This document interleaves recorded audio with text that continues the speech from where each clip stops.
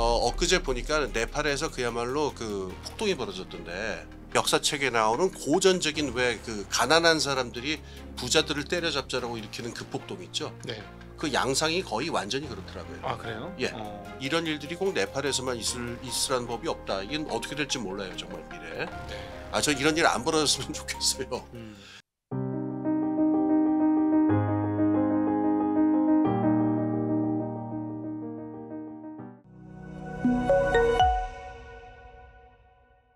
안녕하십니까 증시학도TV 시청자 여러분, 투자자 여러분 반갑습니다. 여러분이 기다리시는 코너죠. 우리 도기 아카데미.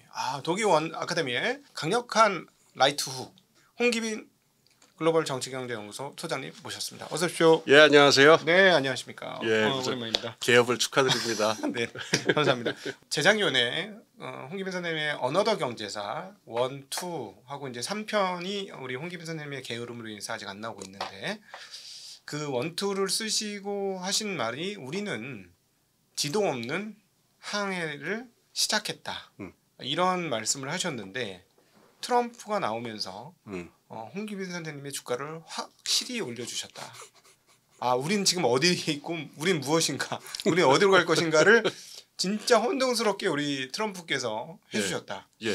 근데 이제 여러 가지 의미가 있는데 예. 미국적으로 보면 여전히 지지율이 45%가 넘게 나와요. 예.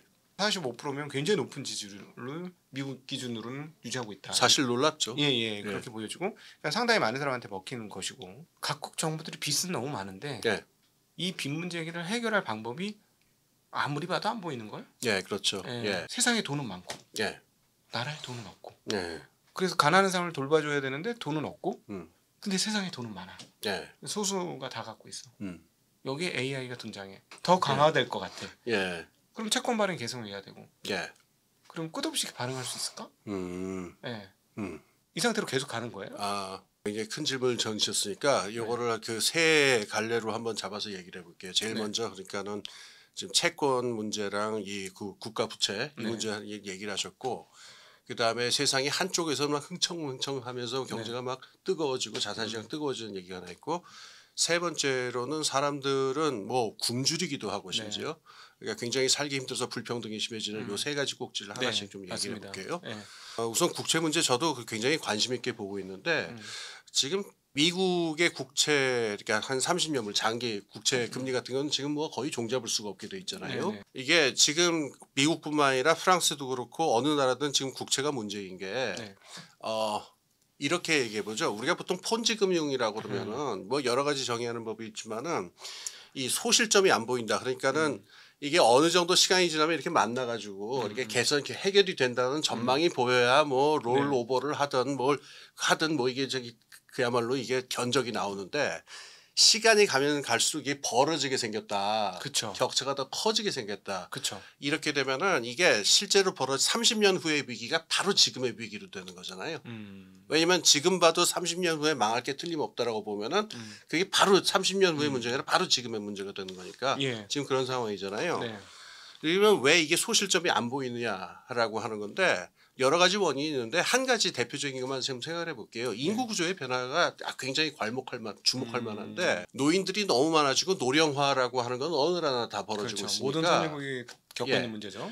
이걸 불러치든 매치든 결국 이거는 국가 재정의 팽창으로 나타날 수밖에 없어요. 그런데 이제 이거를 할 수 있는 그러면 국세가 더 들어오게 돼 있는 어떤 그 메커니즘이 있느냐. 그러려면 경제가 성장을 해야 되는데 선진국의 지금 잠재 성장률 아마 OECD 국가들이 아마 잠재 성장률 평균이 1% 조금 넘나 그럴 거예요. 그리고 그것도 계속 지금 떨어지고 있기 때문에 2040년 정도가 되면 잠재 성장률이 0에 수렴할 거다라고 하는 게 보통 장기적인 전망이거든요.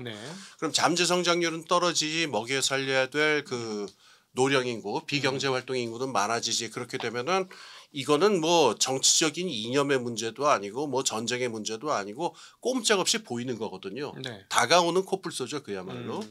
그러니까 여기서 이 지금의 현재의 재정 구조, 지금의 재정 구조라고 하는 게 사실 그 2차 대전 이후에 틀이 만들어진 다음에 그 다음에 80년대 그 이른바 신자 유지를 거치면서 한번 바뀌는 것 같았습니다만은 크게 근본이 바뀐 건 아니거든요.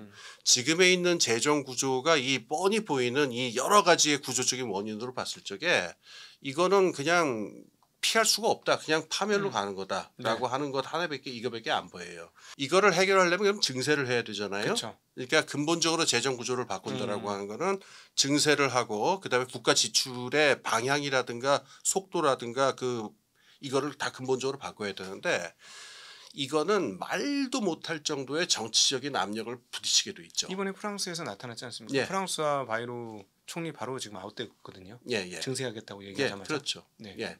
바로 아웃입니다. 그거 네. 누가 참습니까? 그리고 이번에 트럼프가 대통령이 된 다음에 사람들이 그러면 뭐 1930년대 같이 하는 거 아니냐 그러는데 딱 하나 세금에 있어서만큼은 다 깎아주거든요. 그렇죠.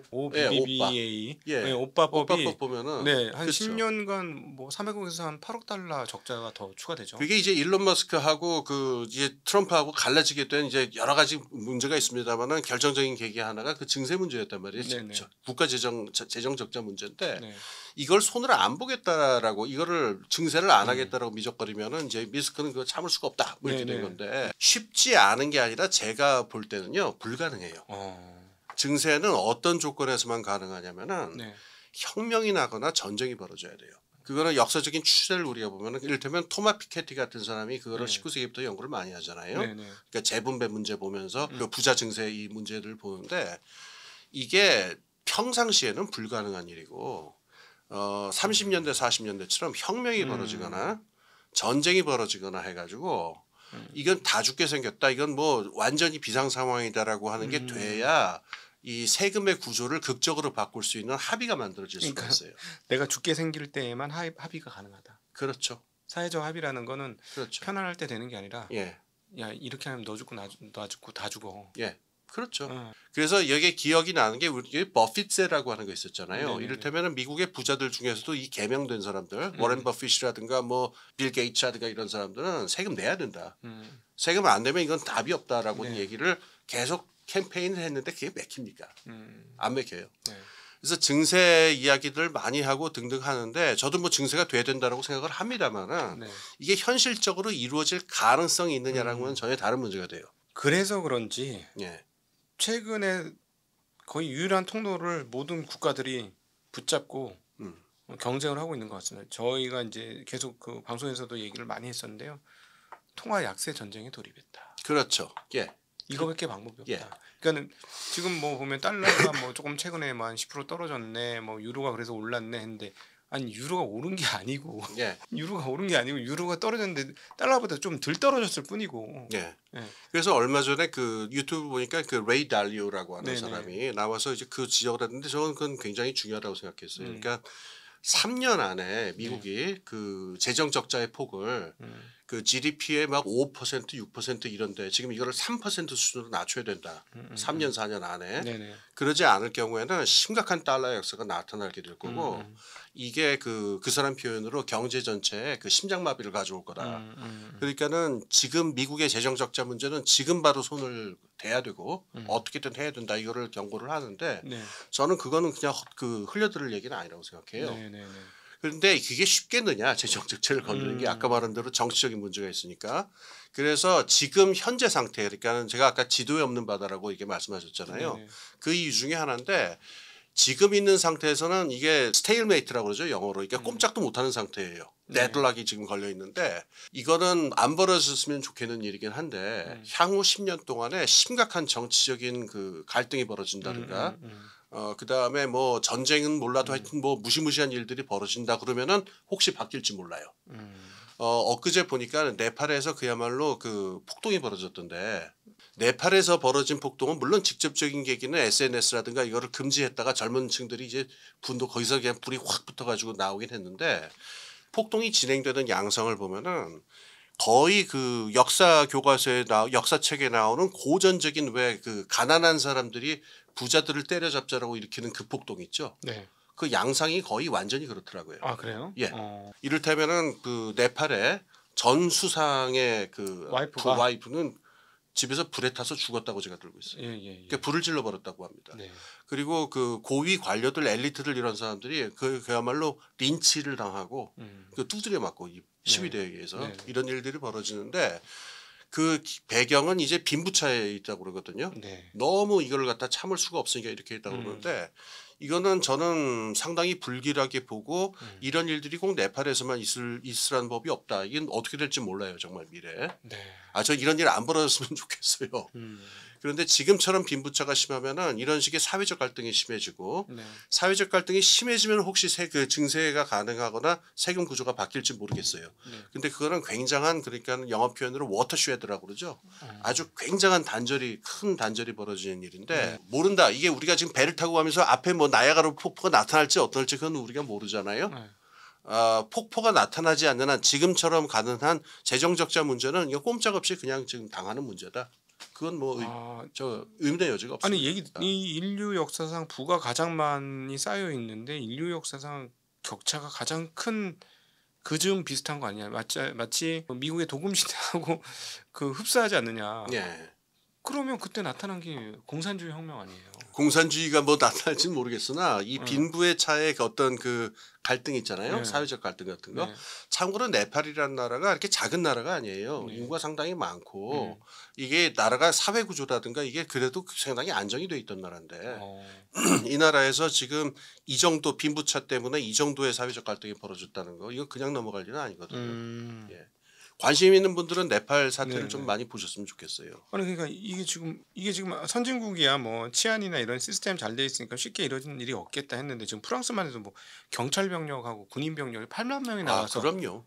예. 깜짝 놀랐어요. 와 선진국에서 무슨 8만 명의 경찰 군인을 내보내서 그래서 지금 재정 적자 같은 게 문제가 돼가지고 나중에 틀림없이 벌어질 일인데 네. 노인들 연금에 분명히 개혁을 하겠다면서 손을 댈 댈 거예요. 거다. 어느 나라든 예를 들어 뭐 한 지금보다 줄이든가 아니면 예. 늦게 받던가 예. 뭐 그렇게 되겠죠. 분명히 손을 댈 텐데 이게 어느 정도의 사회적 파장을 일으킬지 네. 그거는 뭐 프랑스 따로 있고 한국 따로 있고 네팔 따로 있고 그런 거 아닙니다. 어디에서나 그건 문제가 벌어집니다. 네. 그래서 요 문제가 하나 있고 그럼 그동안 이 풀린 돈 다 어디로 갔느냐라고 하는 건데 지난 30년 40년의 특징이 뭐냐면은 다 자산시장으로 갔어요. 그렇죠. 산업이 이렇게 일어나는 거 아닙니다.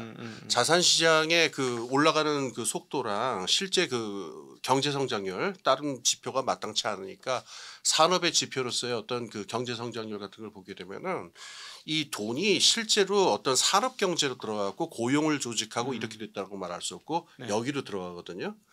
여기서 이제 어떤 메커니즘이 나타나게 되냐면은 이제 사실은 지난 30년 동안의 통화 제도가 우리가 달러 본위제라고 알고 네네. 있는데 사실은 자산 본위제가 아니었을까? 아, 네.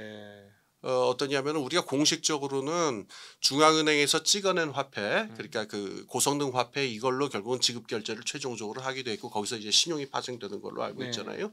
그리고 이 중앙은행이 가지고 있는 그러니까 그 만들어낼 중앙은행과 은행 시스템이 만들어내는 통화 발행의 능력의 기초에는 국가가 걷어들이는 세금이 있다. 이렇게 그 그렇지. 공식적으로는 이 시스템이 만들어져 있는데 실제 현장에서는 어떤 일이 벌어지냐면은 은행이나 유동성을 창출하는 기관들이 이거는 은행뿐만은 아닙니다. 거의 모든 금융기관은 다 금융 유동성을 창출할 수 있는데 유동성을 창출하는 근거가 뭐냐면은 어떤 자산을 취득을 해가지고 그 자산을 빵빵하게 가지고 있다 그러면은 우리 자산이 커져 있으니까는 또 부채를 발행한다. 또 부채를 발행한다.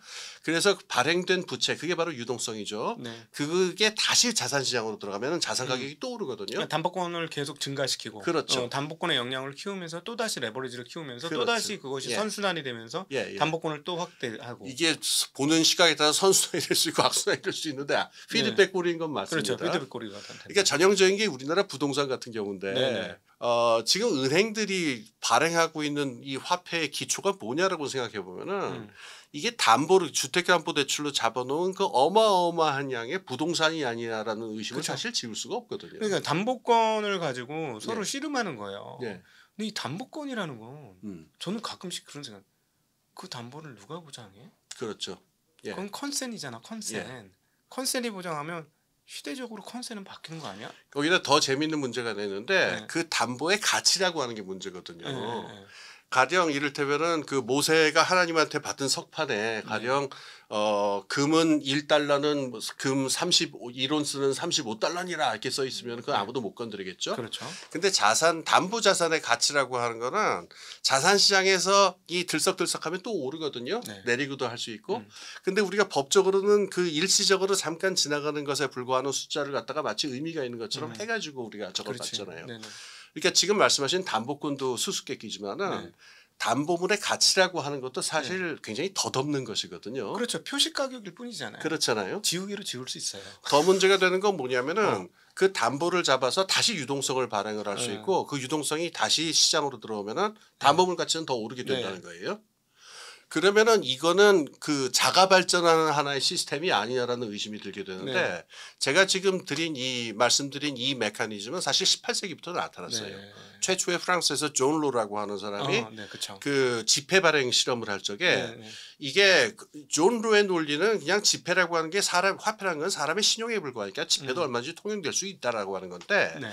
실제로는 뭐였냐면 프랑스에 있는 토지 자산을 놓고 잡은 부동산 본위주였었어요. 네, 미국 루이지애나였나요? 그렇죠? 예, 그걸 그렇죠. 잡고 했던 거죠. 예, 네. 사실 그래서 네. 어떤 일이 나중에 벌어지냐면은 유동성이 풀리니까 토지 가격이 오르고 토지 가격이 오르니까 또 유동성이 더 풀리고 그것 때문에 또 다시 토지 가격이 오르고 한참 이렇게 해서 막 버블이 생기다 터지고. 네, 항상 그런 패턴이죠. 예. 그러니까 어느 순간 갑자기 믿음이 흔들리는 순간. 예, 그렇죠. 이게 신기루라는 걸 알게 예. 되는. 지금 이 얘기가 예.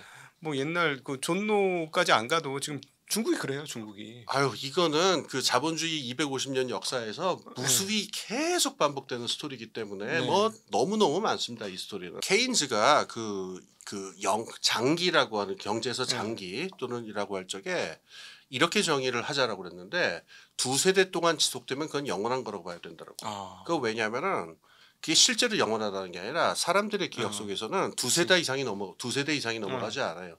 두세 대 지속된 일이면은 이거는 객관적인 불변의 법칙이라고 사람들이 생각하게 돼 있는데 맞죠. 우리나라 부동산 불패 신화는 지금 한 반세기 됐거든요. 네. 그러니까 사람들은 부동산이 이렇게 잠깐 이렇게 되는 건 몰라도 지속적으로 영원히 오른다라고 하는 거는 하나의 불변의 법칙이다 이 생각을 하게 되는 거죠. 네. 지금 그래서 한 30-40년 동안 이 상태가 그 풀려난 돈이 어떻게 되냐면 지금 말한 대로 자산 시장으로 들어가고 다시 자산 가치가 올라가게 되고 네. 다시 그 자산 가치 때문에 또 유동성이 풀리게 되고 이런 일인데 우리가 이거를 자산 시장 그러면 자본 시장만 주로 생각들을 많이 하는데 사실 제가 지금 말씀드린 이 메커니즘이 제일 심하게 되는 부동산이었거든요. 네. 그리고 이 현상이 절대로 우리나라에서만 생겨난 거로 생각하지 마셔야 돼요. 그렇죠.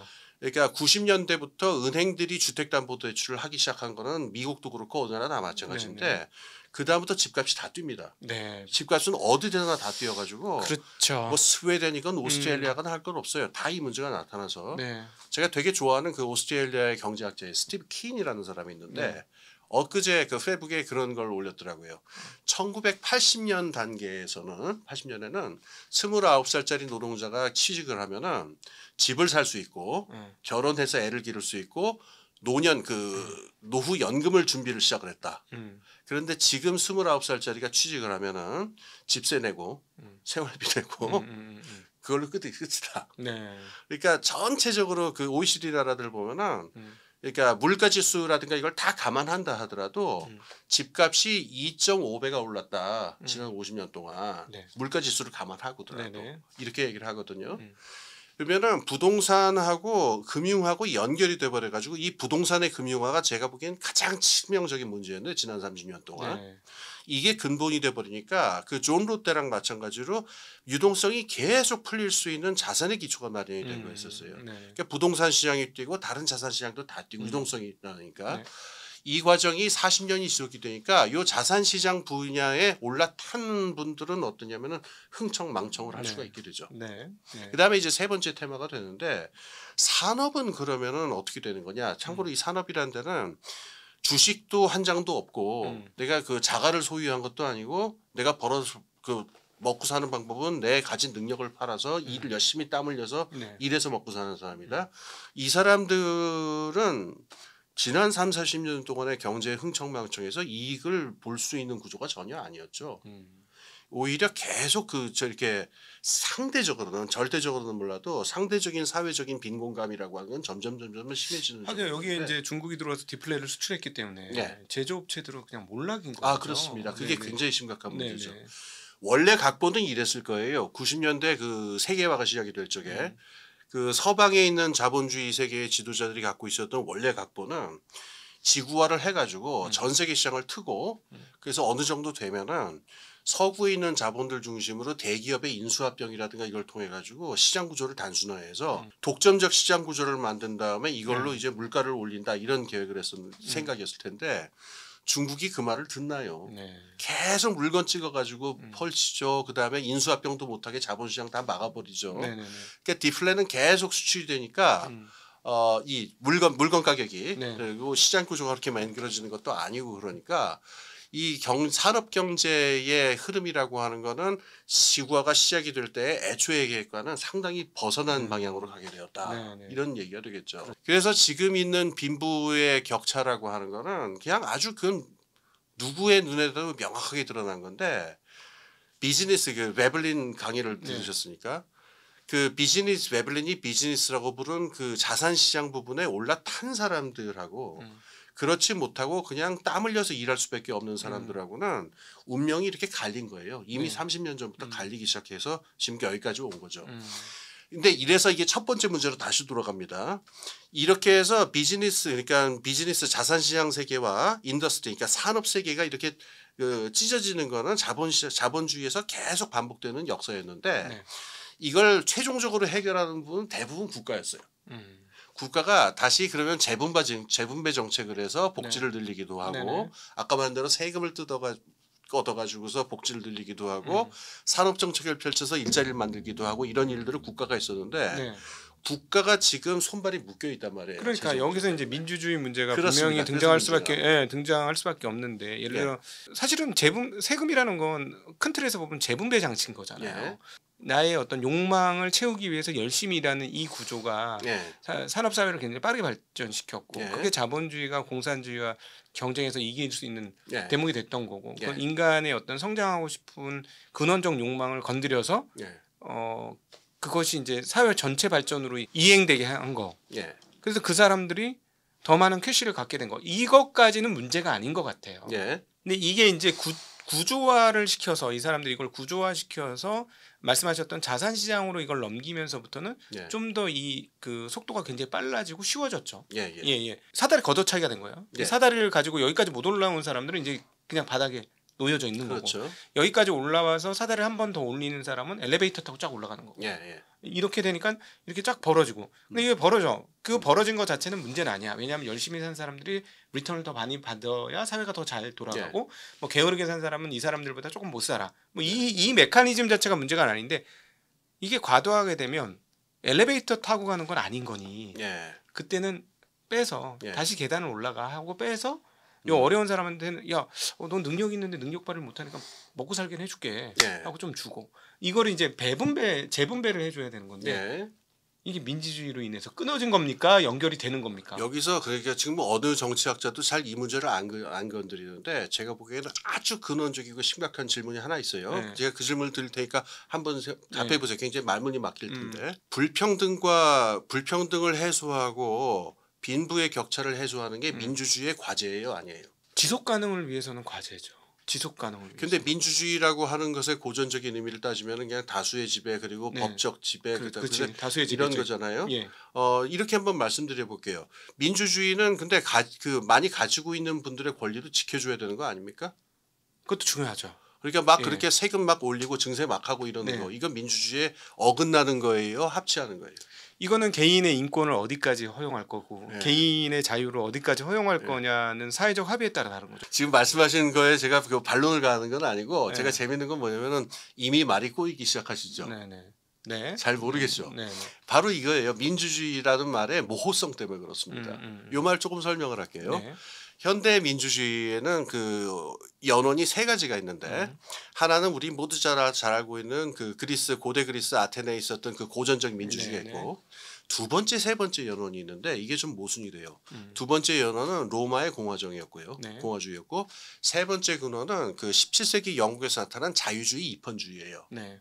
이 이 세 가지가 합쳐져서 현대 민주주의가 만들어졌는데 여기 어떤 모순이 있냐면은 공화주의적인 정신에서 보면은 공화국 내에서 소득 격차, 자산 격차가 7, 8배가 벌어지면 이게 무슨 놈의 공화국이냐. 그래서 로마는 공화정 때에도 그 빈부격차가 무지무지하게 심했는데 네. 공화정 체제에서 보면은 어느 정도 이상의 빈부격차를 용납할 수 없다는 논리가 안에 들어 있어요. 네. 우리가 그래서- 공화해야 되니까. 그렇죠. 함께 잘 지내야 예, 되니까. 나라가 우리 모두의 것이니까 네, 네. 어느 정도 이상 빈부격차는 벌어질 수 없다. 그래가지고 그거를 토지 개혁을 하려다가 뭐 망하기도 하고 뭐 난리가 납니다. 그게 로마 공화정의 역사였는데. 그러니까 우리가 지금 보고 있는 민주주의의 의미를 공화주의에 가깝게 해석을 한다면 지금 말씀하신 대로 어느 정도의 이상의 빈부격차는 해소하는 것이 민주주의의 임무다라고 하는 얘기 나올 수가 있어요. 네. 근데 여기서 굉장히 반대되는 또 하나의 흐름이 있는데 17세기, 18세기 영국에서 자유주의 입헌주의가 나오게 된 계기는 뭐냐면은 영국 왕이 함부로 부자들 재산을 막 건드리니까 이게 왕이면 다냐. 우리에게는 인권이 있다. 왜 우리의 네. 제소유권을 건드리느냐라고 하는 게 현대 민주주의의 또 중요한 기초란 말이에요. 네네. 이 관점에서 보자면은 소유권 관점. 예, 소유권 관점. 이 자유주의 입헌주의의 관점에서 보자면은 뭐 격차를 해결하기 위해서 부자들 세금을 많이 걷는다든가 국채를 막 발행한다든가 이 용납이 됩니까 안 됩니까? 그렇지. 내 자유를 건드리는 거니까. 안 되죠. 그렇죠. 네. 자유를 침해하는 거니까. 네네. 그러니까 지난 3, 40년 동안 정치 담론이라든가 정치 철학에서 나오는 얘기들을 보면요. 똑같은 민주주의라고 하는 걸 빌어서 네. 좌파에서는 그러니까 빈부격차를 해소해야 된다는 주장을 계속 민주주의 이름으로 해왔고 네. 우파에서는 그러니까는 부자들의 재산을 건드리면 안 된다라고 하는 얘기를 또 민주주의 이름으로 해왔어요. 네. 한마디로 민주주의라는 말이 너덜너덜해져 버렸기 때문에 네네. 이 민주주의라는 원칙에 호소한다고 해서 지금 답이 나올 만한 상황이 아니란 말이에요. 네네. 그러니까 어떻게 되느냐. 민주주의에 대한 가장 원시적이고 무식한 해석이 지배하게 되는데 다수의 지배. 네네. 그걸 우리가 포퓰리즘이라고 하죠. 그 다수가 이제 숫자적인 다수도 있지만 예.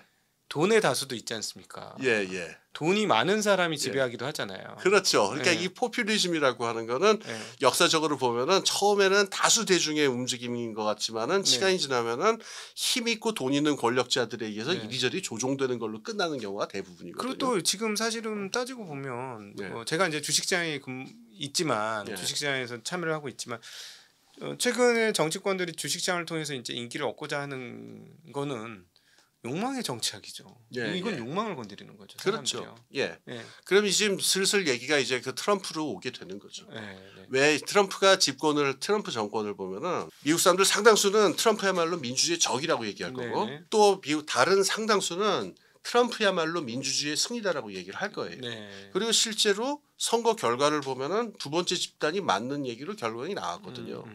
트럼프 이러쿵저러쿵 말이 많은데 이 질문은 피해갈 수 없어요.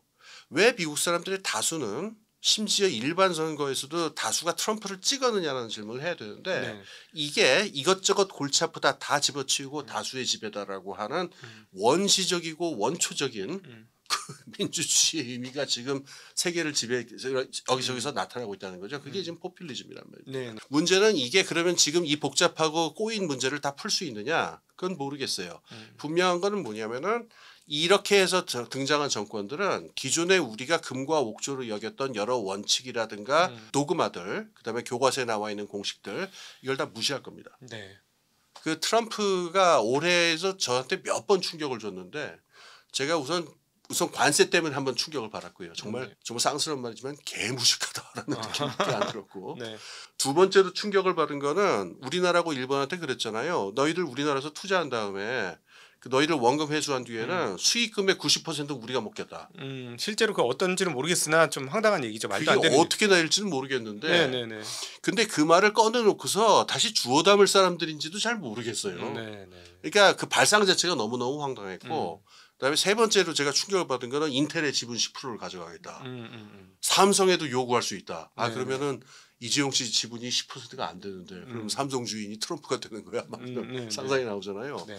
그러니까 어떤 교과서라든가 상식적인 룰 같은 거를 완전히 뛰어넘는 자본주의가 나타나게 되는데 이게 바로 국가 자본주의죠. 네.